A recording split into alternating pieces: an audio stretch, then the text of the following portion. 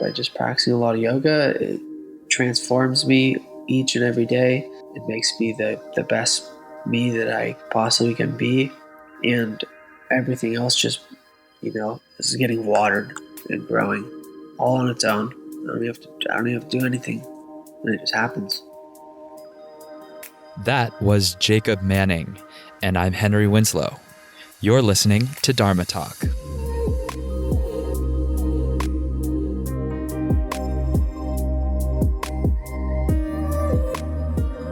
Dharma Talkers, thank you as always for tuning into the show. Last episode of 2019. It's been an amazing journey so far, creating and evolving this show, speaking with nearly 100 inspiring yogis on the air, and connecting with many of you listeners. And I'm excited to see how far this rabbit hole goes. To kick off 2020, I'd like to try something a little different. I'm opening the floor for your questions.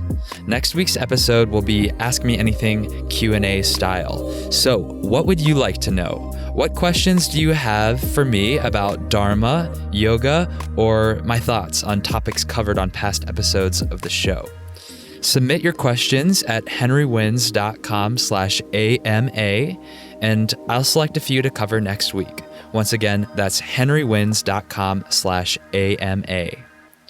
Now, real quick, do you want to deepen your yoga practice from home? Come give Henry Yoga app a try. This is my thoughtfully designed 40-day, 40 minutes daily program of Hatha Vinyasa classes and skill building workshops to take you further. Get the first 2 classes risk-free at henryyoga.com. All right, who among us hasn't struggled with shame or embarrassment at some point in our life? Whether over mistakes we've made ourselves or circumstances seemingly outside our control, the grip of regret can be unrelenting and torturous. But however much we lament over these dark stains on our past, the reality is we cannot change what has already happened. The past is history, and we have only now to work with and potentially change the trajectory of our future. In this conversation, Jacob shares with me and you, Dharma Talkers, some of his own sources of shame and how some trying moments have challenged his sense of self-worth. In particular, there's shame over his body and the imperfections that have left him feeling cornered into having surgery and taking medications. It's ironic because from the outside, this is someone who seems to have perfected the human form. If you don't know Jacob, he is a modern-day Adonis. And yet, isn't that how it always goes? Perception from the outside and inside rarely match. But yoga has been his saving grace. Jacob's found that channeling his energy into a daily practice has been the essential ingredient to a better outlook on life. And when we improve our outlook, this filter through which we perceive our reality, everything about our lives changes for the better. This episode is brought to you in part by Yoga East Austin. Just a few months away in early February, I'm happy to announce that my good buddy and local New York City legend, Benjamin Sears, will be doing a 3-day training immersion at my old shala down in Texas at Yoga East Austin. I'm stoked for this one because Ben was one of my teachers in the early days of my practice and continues to be a big inspiration for me to always keep searching for better and better information. That's why I interviewed him on the show back on episode 17. Go check that out if you haven't heard Ben's episode yet. A bit of a yoga renaissance man, I love his style of teaching. Ben is not only a fantastic teacher of modalities he has studied in their original forms, and believe me when I say there are too many to list, but he stays passionate about an ever-evolving practice that he draws upon to best serve the needs of his students. His approach is practical and effective, integrating modern science-backed mobility work into traditional yoga modalities. And the results? Intelligent asana sequencing to help you develop and deepen a yoga practice pain-free. In fact, Ben recently helped me out with some nagging shoulder pain over a casual dinner we had together. He gave me one simple exercise to include in my practice that basically cleared it right up. The 30-hour training immersion at Yoga East Austin this February is a peek behind the curtain to Ben's personal practice and his much anticipated 200-hour teacher training he offers once a year at Lux Yoga, a wellness and lifestyle experience in the south of France he founded in 2007. If you want to learn more about your body from someone that has a wealth of knowledge moving pain-free, this training immersion is for you. Check out yogaeastaustin.com/Benjamin for more info on this 3-day weekend event happening February 7th through 9th in Austin, Texas. Do not miss out. And use promo code HenryWins at checkout to save 15%. This week, I'd like to say thank you to my friend Sarah Shreed in Australia for making her second donation to support Dharma Talk. Sarah, thank you so much for your contribution. I really appreciate it, and I always appreciate it when I receive these donations. It tells me that you all value this show, and that's the reason I do it. This is a costly endeavor for me, but it is a passion project out of love and service. So anything that you can give really helps. And with that being said, I'd like to announce that I've just set up a different donation platform that allows you to make recurring donations. So if you have it in you, if you have the financial means to do so, please consider making a recurring monthly donation to support the project. You can do that at henrywins.com/donate. And of course, you can also make a one-time donation. Every little bit counts and is very much appreciated. As far as my schedule goes, I have one announcement for you. Veronica, my wife, and I are gearing up for a tour, a little mini tour through Europe in January through early February 2020. We're going to be at the Yoga Garage in Florence, Studio Giotir in Milan, Anahata Yoga Studio in Thessaloniki, Greece, and Hara Yoga Studio in Barcelona. So check out the details for that little tour at henrywins.com/events and sign up if you're in the area. Now back to the show. Jacob Manning, at Jacob Manning Yoga on Instagram, is a yoga teacher living in Southern California who believes in finishing what you start. Underneath the mesmerizing movements and impressive strength of his own practice, the deeper message of Jacob's teaching is to show how God or a higher power is working in his life, in the hopes that others may see the same in their own. Jacob thrives on sharing the mood-altering and mind-transforming practice of yoga at retreats and festivals and in more intimate settings with his private clients. If you enjoy this episode, if you'd like to know more about what Jacob is up to, then go to dharmatalk.show and type Jacob in the search bar. And you're going to find all the notes, highlights with timestamps, and links from this episode, including Jacob's recommended book. If you're all out of reading material, check out my running list of every book ever recommended on Dharma Talk, and I'm sure you'll find something to stimulate your mind and maybe your heart. Who knows? Go to henrywins.com/books and pick one out. Now, without further ado, please enjoy my interview with Jacob Manning.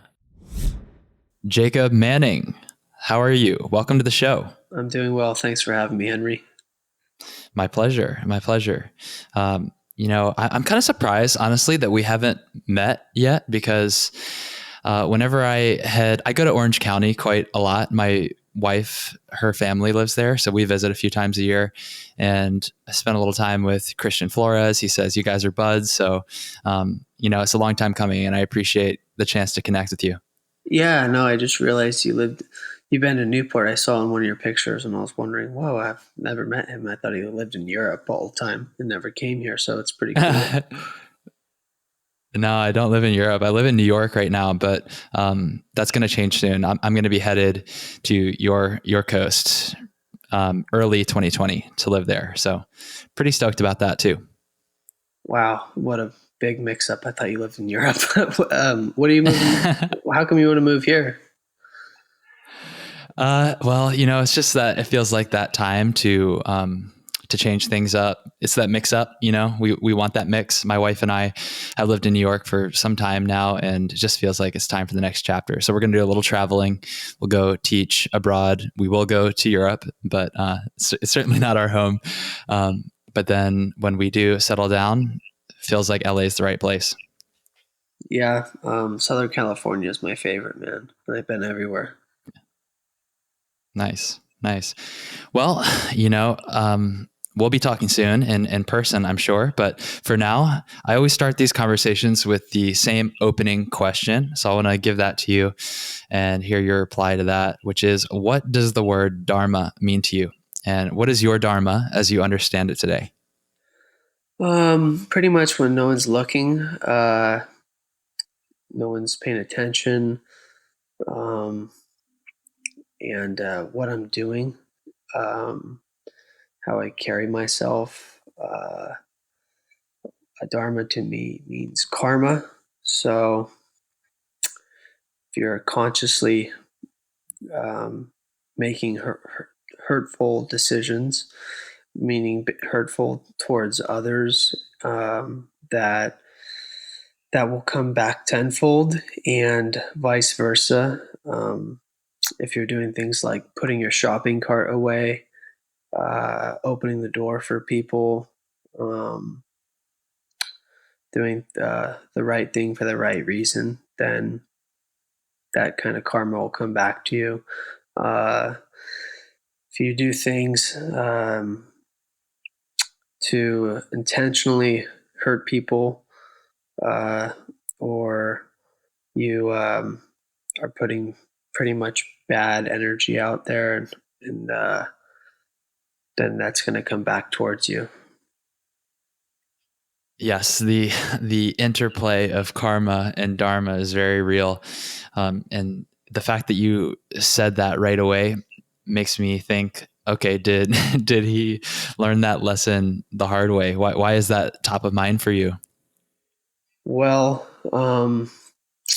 so I'm 28 years old, and I've had a lot of understanding with how the universe works, and I don't really have like a proof formula for that, but I know that growing up and throughout my years in my 20s, um, I made a lot of mistakes, and gone through a lot of like pain and hurt and stuff, and usually I'd kind of be maybe revengeful and do the same back, and that feels terrible. So I've lessened that, and through my understanding that I haven't had to be taught anything about karma, dharma, from anyone. I've just learned through my own experience that for myself at least, that is definitely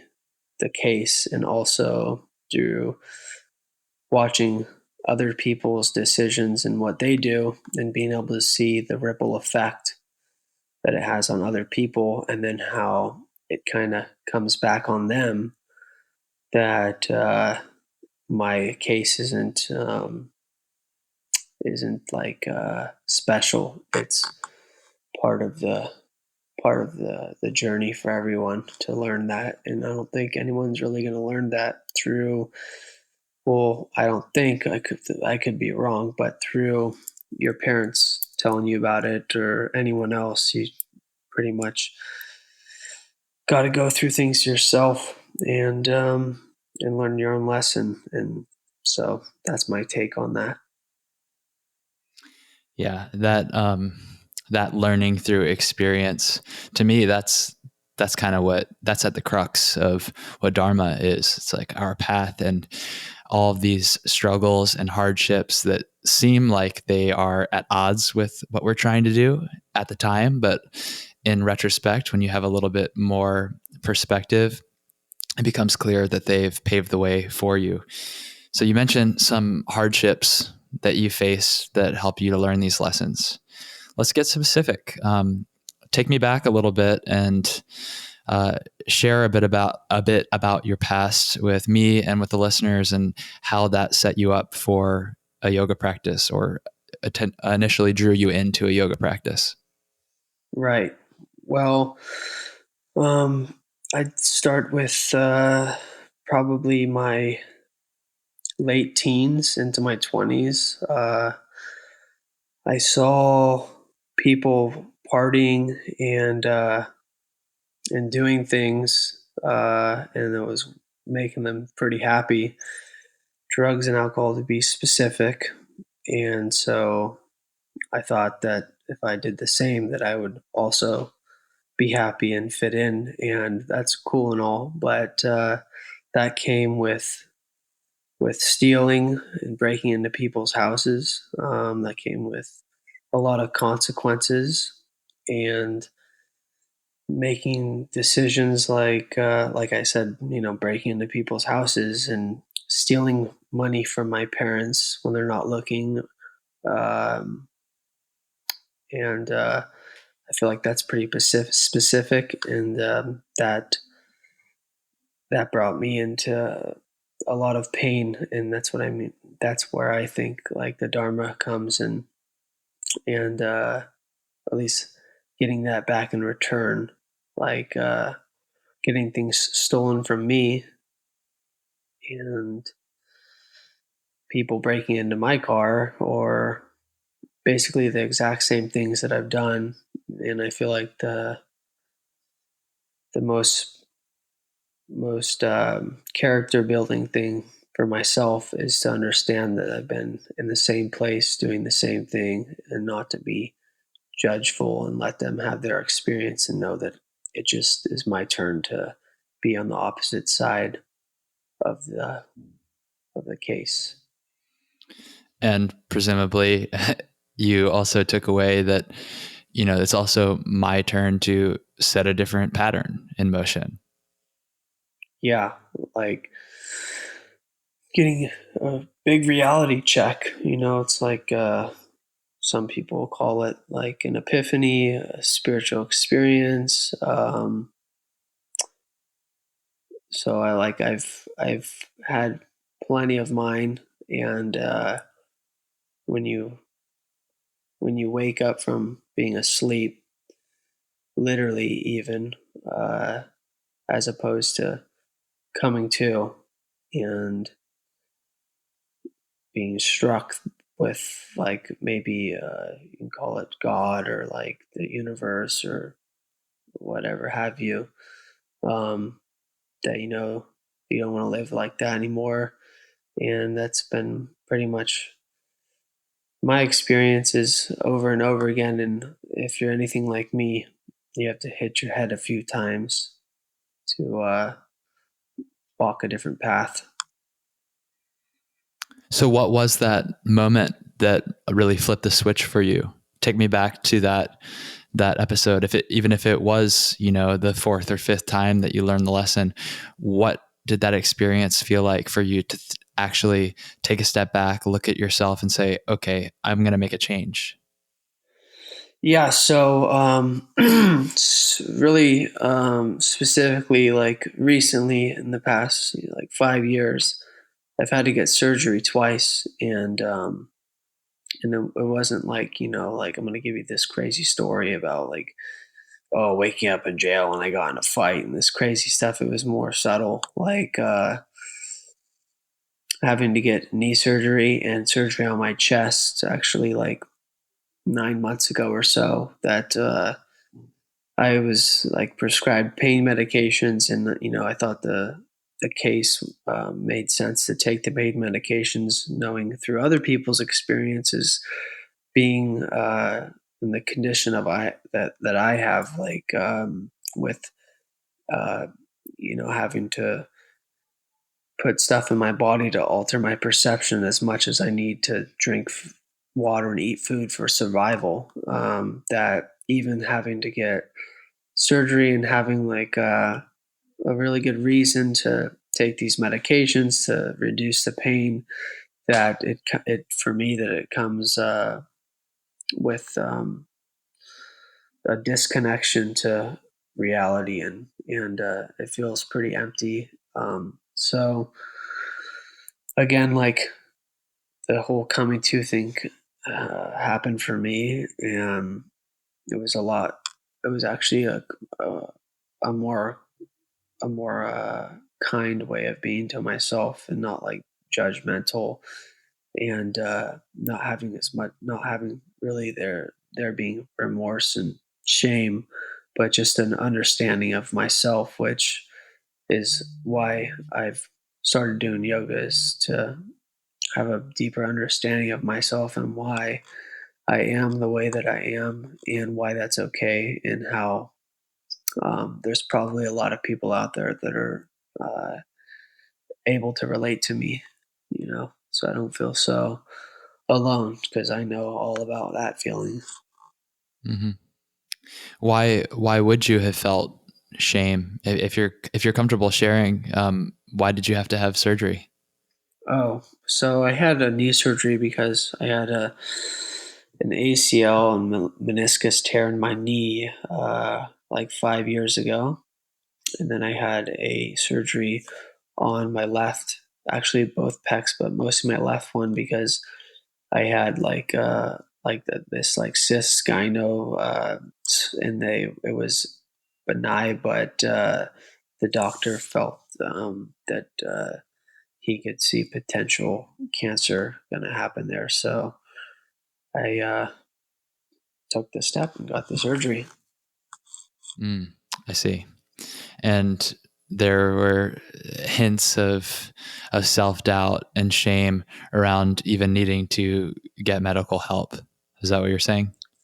Oh yeah, it's embarrassing, dude. Like, um, to me, it is. I haven't grown up in my life seeing people that are healthy and fortunate having to get surgeries. So for me, it was like having to change my body. Even you could even look at it like having to get tattoos and stuff like that, like having to change my body for what reason. And one is like, okay, I like the art of tattoos, so that's fine and dandy, and they're meaningful to me. But having to get a surgery to me is like uh, having to change your body, because it's not fine just the way that it is. And I've had to learn to wrap my head around that for myself. I've gotten the surgery for health reasons, and so yeah. I see. I see. You've used the phrase a few times, waking up, like you had an epiphany that was triggered by having to go to the hospital and recognize or accept your own, call it mortality, to accept that your God-given body requires help from someone else. What was that epiphany? Like, what in effect did you take away from that, and how has that changed your approach to life now? Well, I think it's an ongoing process of clearing away the past, so that um, we can live in the moment, and also understanding that our moment that we have right now, even talking, um, can never be truly be anything besides this moment in reality, in the world that really is, that it's my mind that can look back on the past, and like kind of think about it like here's um, what's it called, a I don't know the word, but um, it's like driving a car, looking at the mirror constantly behind you, and again a car crash right in front of you. Mm, So being in the moment, that's being awake. You're not trying to change the past, which is really insane, because I can't change that. But it's the greatest asset that I have to learn from, and it's humbling continuing to make mistakes, but the mistakes aren't as big. Therefore, the karma is more neutral. Right. I follow. Okay, so Jacob, what does your personal yoga practice look like now, and has it changed since that epiphany? And my yoga practice has always been changing, and I believe that I'll have more epiphanies, if you will. Mm-hmm. So having to get like surgeries has got me more into the meditation, not being able to walk, having to get um, to places where it's sometimes hard to practice because like you can fall right back asleep and look too much into things and stuff like that. And I think the most important thing is just to practice every day, and maybe not every day, but 5-6 days a week. But it doesn't have to be physical. For me, I've been doing a lot more Ashtanga lately because it's quite a quiet practice, and it's focused, driven on breath. The way that I see it, at least, it's it's fine that it's not it doesn't have a lot of alignment because I myself I understand alignment very well, at least for my body. So I don't really focus on that when I practice, and it's a really great practice. It's really humbling because it's super hard. I can't Yeah. do all the poses, which is new to me. I can go to any class in the United States, in any country that's a vinyasa or hatha or any class that is not Ashtanga, and do absolutely everything, no problem. Um, but the postures and that I find in that practice are super challenging, and if I can do it, I'm still being guided to breathe in a really conformative way. So that's what I've been practicing mostly lately. Been on the side of that, trying to open up my shoulders and back a lot more because they've closed up quite a bit over the last few years, and that's fine. But because I had the chest surgery, so no back bends, no shoulder opening, none of that stuff. So now I'm free to do as I wish with my body. Okay, this is interesting.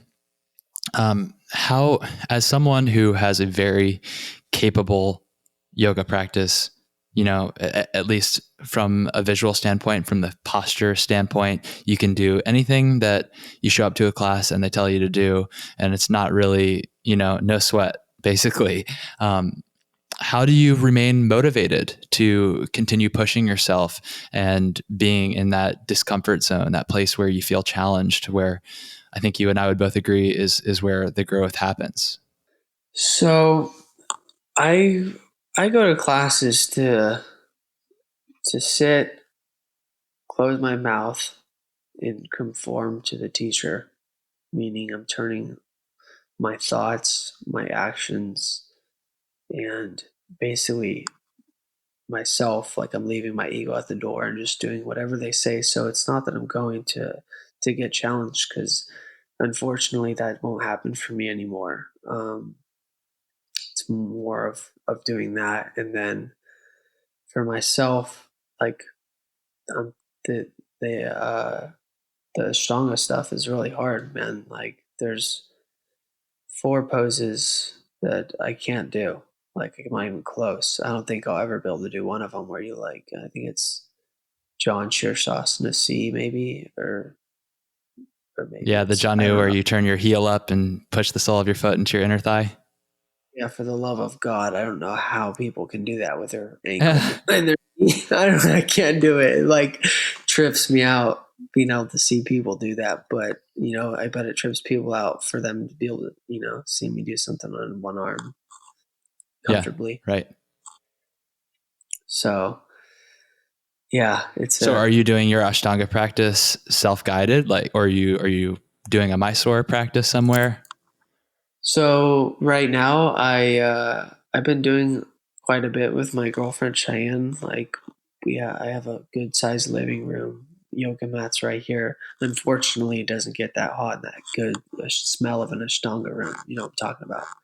And then I just literally will click on YouTube and boom, it's right there. I'll do it with BKS Iyengar or I can't remember the other guy's name, but some days like are really great and I feel awesome and super easy, and some days it's like it's tough, it's hard, like physically and mentally. But I try to do that uh, at least one time a week by myself, and then with her, uh, like 2 to 4 other times, and it's been working pretty well for me. Is Cheyenne a regular Ashtangi? Like, is that her main practice?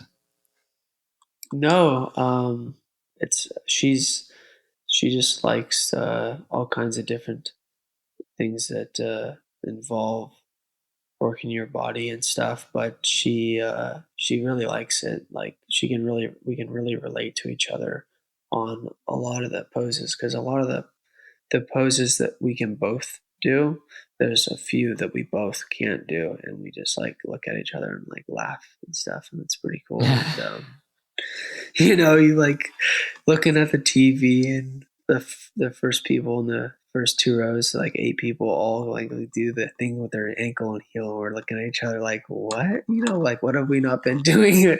And like in all these other classes and stuff. So, but it's cool, man. I enjoy it. It's ancient. It's been a lot of science and philosophy behind that, and the history even behind that practice, and I think it's pretty great. It's start to finish, you're doing like the same thing, so there's like your routine, and it will force you to change your life, period. It'll force you to change the way that you eat, it'll force you to change the way that you sleep, it changes like my attitude, and it's I like it, man. It's cool. Hmm. Yeah, I think that's what Patabi Joyce was getting at. The founder of Ashtanga Yoga, when he said famously, "Practice and all is coming." I think there's something to the routine and the discipline of waking up at 4 a.m. to get to the shala and doing your Mysore practice, because you're right. When you do that, you start to recognize, okay, maybe I don't want to stay up until midnight if I know I'm getting up, and maybe I don't want to eat that food that makes me feel like heavy and gross and unhealthy, because I want my practice to feel light. And certainly you can take that to an extreme, to the point of obsession where it's no longer serving your life. But for most people, especially in the beginning, those kind of changes are very beneficial to a holistic, healthy lifestyle. Absolutely, like it's totally true, and I think a lot of people look at it the wrong way. Like practice and everything's coming, like practice, and all of a sudden I'm going to be able to do all 6 series. Or I think it's 6 series. I don't even know that. Might be Yeah, 5. Is it yeah, 6? There you go, 6. So yeah. tells you how much I know. So Well, they're like kind of guarded, secret. There's yeah, like the because primary series, intermediate series, and then advanced A, advanced B, and the rest of them are like secret. And you have to, you have to be handed the postures individually, one by one. So don't blame me for not knowing. I don't really know either. yeah, okay. So I'm glad we can relate on that. But so like you like what I was saying before, practice and all is coming, and I've had conversations over the years of people, and a lot of the similarities to that are with the physical individual poses in each series, like we were talking about, you put your heel up and your toes down, that seated pose, and there's more to it than that. Like the the question at the beginning of the conversation about Dharma, all is coming is more than those physical poses. It's like what you eat. Like, do you eat for fuel and energy and some enjoyment, or do you only eat for pleasure and comfort? Or like, do you stay up really late and sleep in, and how do you live your life? And you don't have to even worry about that when you if it's Ashtanga, that's great. But if it's other yoga classes, and you're doing that like 5 days a week, you just transform as a person, and that's like the huge power that unfortunately I don't hear a lot about. I just know that there's there's those who do and those who see, and if you see enough of it, I think you get attracted to doing yoga. Yeah, well, it's when you explain that and you say it in words to someone who is unexposed to yoga, then you can understand why that would sound either far-fetched, unrealistic, or kind of cultish, right? Like your whole life is going to change from doing this practice of moving your body into a set sequence of shapes. But most people who have done it, who've gone through with it, whether that was their intention or not, they do see their lives start to change. So it's interesting. It's like one of these things where people have to either take the plunge in good faith, or they just need to be receptive, and maybe they come in for one reason and they continue practicing for a totally other reason. That was certainly my experience, and I think a lot of people can relate to that. Well, just to like add on, to things that I've noticed that have changed for me, like become more disciplined, become more consistent, become more committed. My word and my bond becomes more powerful. It takes it's to like what you were saying about, and the reason why I don't go to a shala quite yet is because the commitment to doing that is it's all in, or it's all in, or that's it.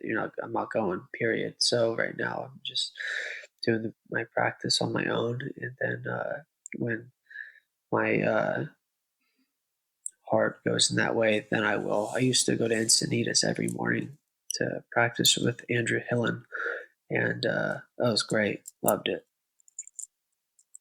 but I got hurt, so that was just to speak a little bit more about that. Yeah, yeah.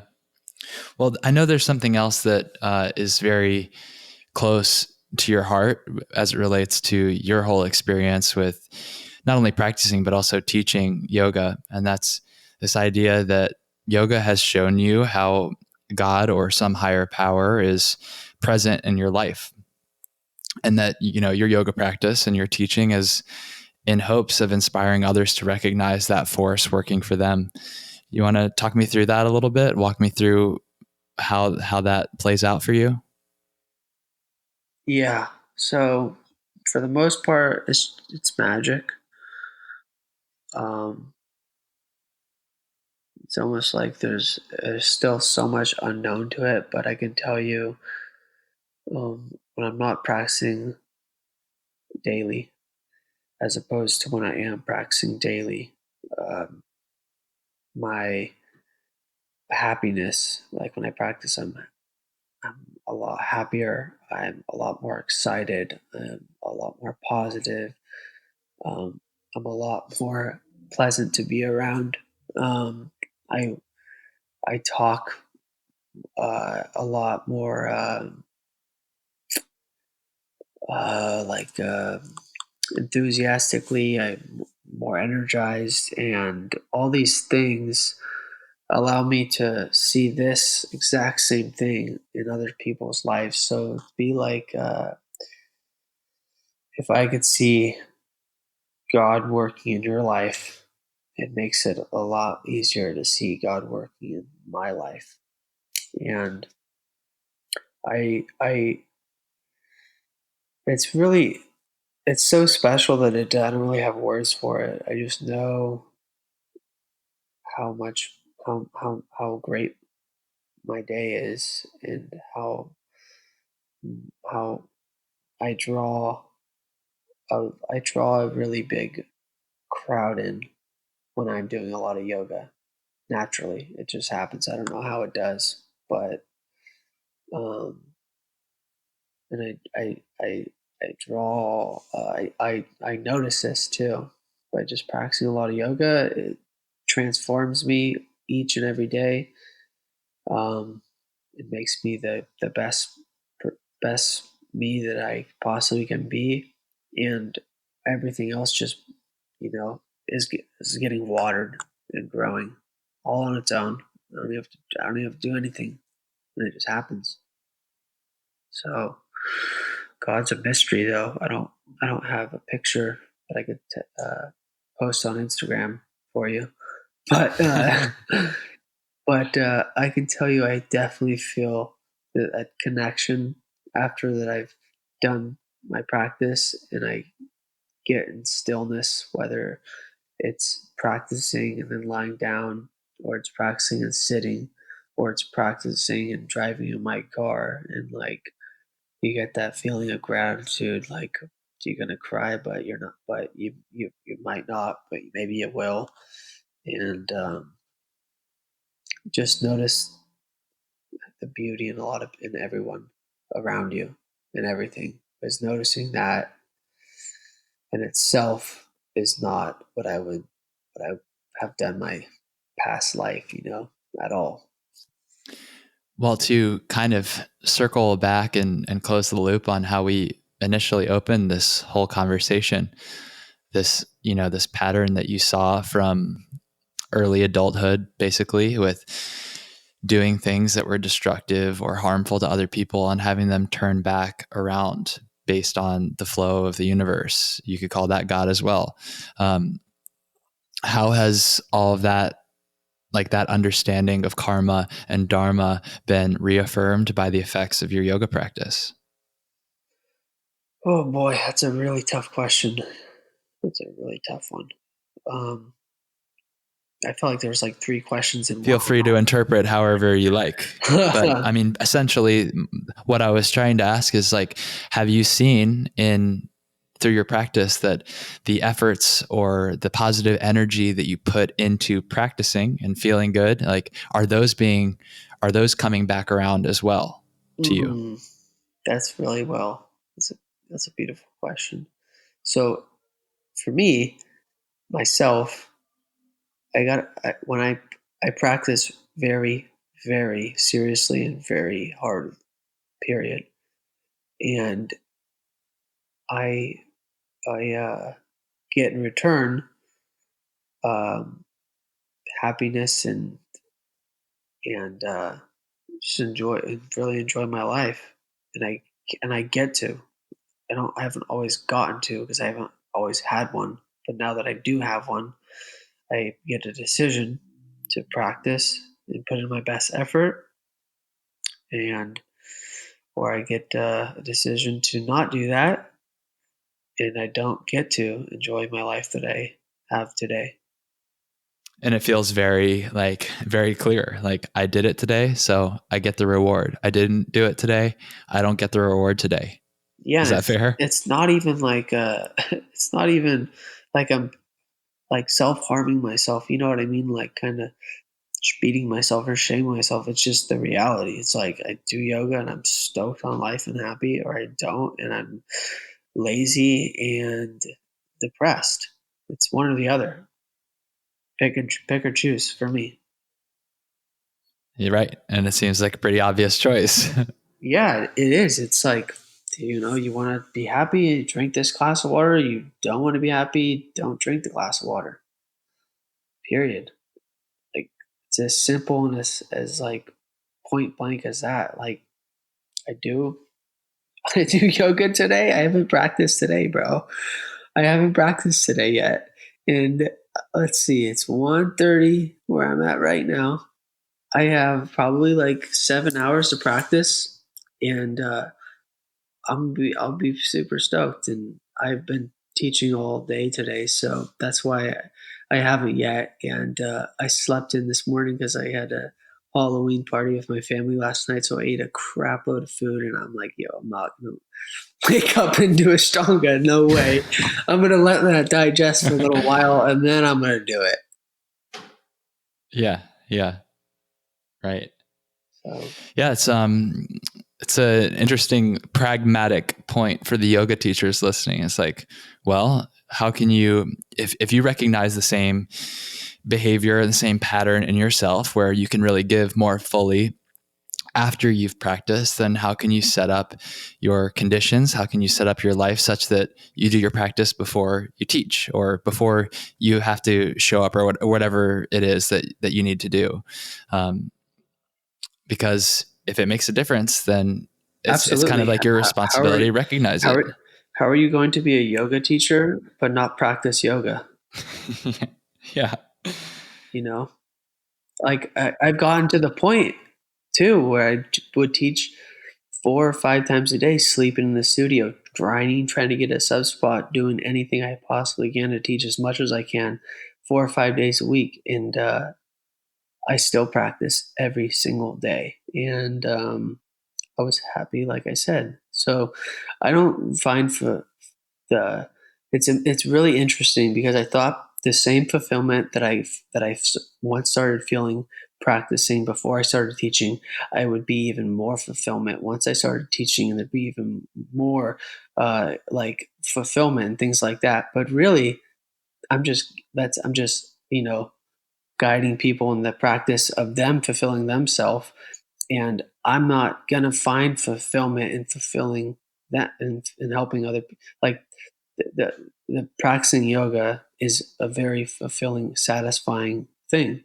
Teaching yoga isn't the same as that. So if I'm just going to teach and not practice, it's a job and that's it. Does that Well, make sense? yeah, it makes sense. I mean, personally, I feel like service to others, whether it's teaching or something else, it definitely is fulfilling. But what I will give you, I'm speaking from personal experience, of course, but for me, it is fulfilling, but it's fulfilling in a very different way than something like a personal practice, which is more introspective and rejuvenating from within. To be of service it gives you energy in a different way. It gives you energy that you get from sharing and connection to one another. But that's a very different feeling from filling up your own cup on your own. Well, I what you're saying, I agree to, but it's it's it has more to it than there's more to what you just said for me to agree with that. So Complicate it if for me. I'm practicing, okay, I will. I'll kind of practicing and then teaching, or teaching then practicing. But if I'm only teaching and not practicing, I have no I like all these things that I'm saying that I get from practicing. Like it's a good day or a bad day. I'm happy or I'm not happy. I feel good or I feel like shit. Right. Yep. So Following. that practice enhances teaching. I like to teach more. I love yoga. I love teaching yoga more. I enjoy it more. I am of service. If I don't have my own personal practice and I'm not practicing and I'm only just teaching, and if I'm making excuses of why I'm not practicing because I teach so much, maybe, then I don't have the perception that I have when I'm practicing, understanding, moving in on myself to teach. Does that make sense? It's almost like Yeah. Yeah. Yeah. I would be like I'm not really a teacher if I'm not practicing and I'm just teaching. Like what am what am I giving really? Yeah. Yeah, exactly. I'm It's like giving what your I'm not practice, practicing. the practice is like a prerequisite to be able to teach. I mean, from an obvious standpoint, from a superficial standpoint, you need to have a practice so that you have content, like you have material knowledge to share with others, but also at an energetic level, like you need the practice in order to be in that headspace where you are grateful, where you appreciate, and where you can give your heart into that Yeah, teaching. absolutely. So, Jacob, apart from getting your message out on the podcast today, what are you doing specifically today to live your Dharma? I'm going to wear some things for my girlfriend who is trying to or taking steps to shifting her aspirations and what she wants to do for her career, and helping her with that in any way that I can. And I am helping my friend. I'm like making coffee for this meeting that I go to tonight that he's not going to be able to attend. So I'm making coffee for a bunch of people. And I'll be donating $1 later. I'm going to go grocery shopping, and I'm going to put my grocery cart back where it belongs. I dig it. I mean, those little actions, they that's, add up. yeah, that's plenty for today. You know, Yeah, that's that is plenty. That's good. for the rest of the day. That's plenty for me. That's enough for me. Like I feel good just saying that. Mm-hmm. Good. Yeah, celebrate all those little karma points, because the mental seeds, they get watered when you reflect on them.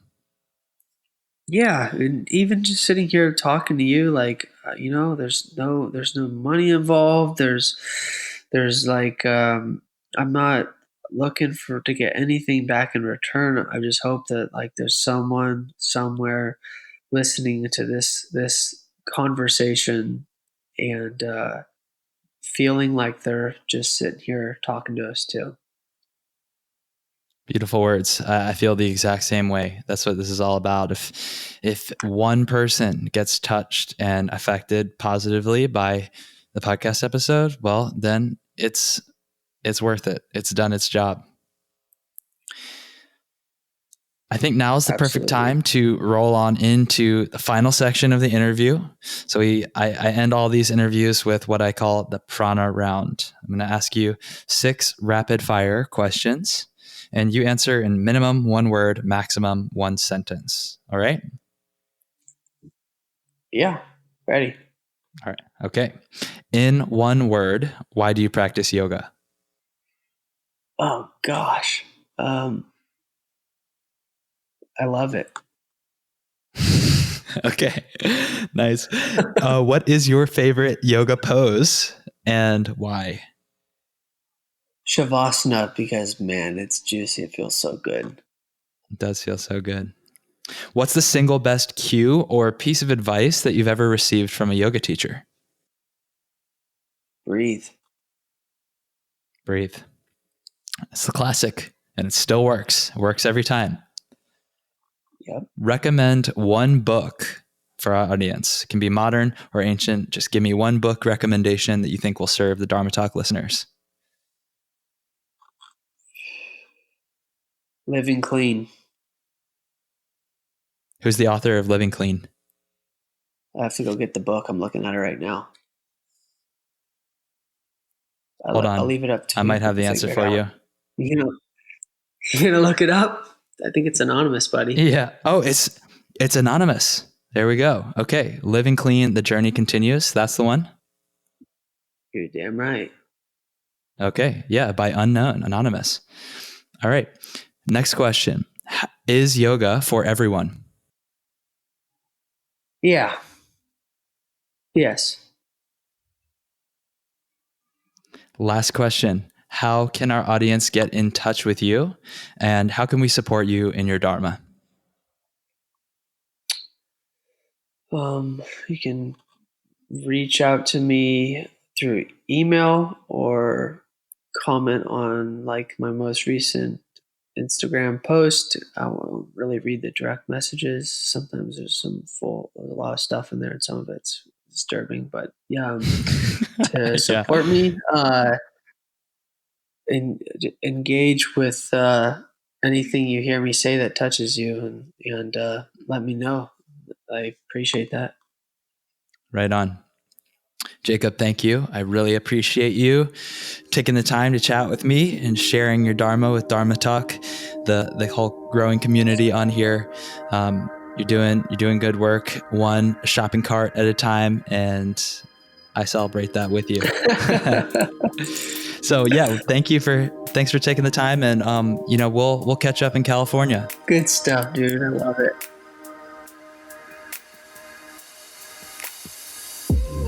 Dharma Talkers, I hope you enjoyed listening to that conversation as much as I enjoyed having it. And if you did, please share it. Take a screenshot, share it on Instagram, and tag me at Henry Wins.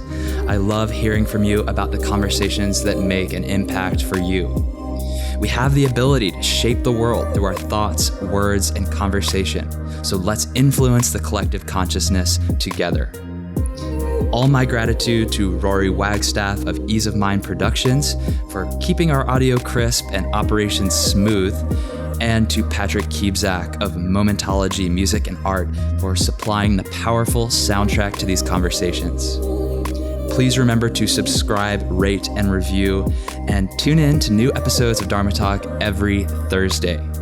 I'll speak to you next week, and until then, keep living your Dharma.